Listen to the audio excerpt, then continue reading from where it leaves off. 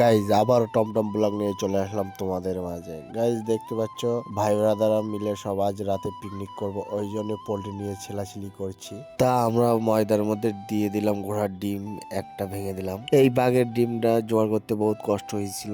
এটা হচ্ছে বাঘের ডিম দিয়ে দিল আবার, কেন বলতে বাঘের ডিম না দিলে হয়তো সুস্বাদু হতো না লুচিটা। এদিকে মেজারুর ভাই দাদির পানের ঠুকনি চুরি করে নিয়ে চলে এসছে, তারপরে গাছপালা ঠুকাঠুকি করছে। আর এদিকে হচ্ছে ইব্রাহিম বকাবকি করছে দাদির ঠুকনি চুরি করে নিয়ে এসছে বলে। এদিকে সালাউদ্দিন ভাই বড় হাউসে আটা সানাসানি করছে। মাংসটা গরম পানি দিয়ে ধুয়ে নিলাম নিয়ে, আর এদিকে সাদেক ভাই হচ্ছে মাংস রান্না করবে, হাঁড়িতে পেঁয়াজ তেল দিয়ে প্রস্তুতি নিচ্ছে। ফাইনালি আমরা মাংসটা চাপিয়ে দিয়ে আমি একটু কষাকষি করছি, দেখতেই পাচ্ছ। একটু কষাকষি না করলে আবার টেস্ট লাগবে না। এদিকে আলিম ভাই খামিরটাকে গোল গোল করছে, আর এদিকে আলাউদ্দিন বন্ধু লুচিটা বেলাবেলি করছে। ফাইনালি আমাদের গোশ রান্নাটা কমপ্লিট। এখন কিন্তু লুচিটা হলে আমরা খেতে বসবো। এখন প্রায় 9:30 নাগাদ বাজে, কেন বলতে খুব খিদে পেয়েছে আর পেটের মধ্যে গান গাচ্ছে, লুচি লুচি ফুলকো লুচি খাবো আমরা মাংস লুচি। ফাইনালি সব রান্না বান্না কমপ্লিট আর আমরা খেতে বসে পড়লাম।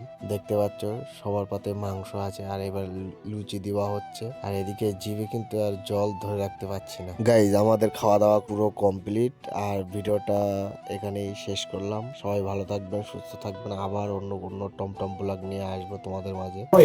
না এটা নাইস এত স্বাদ কেন?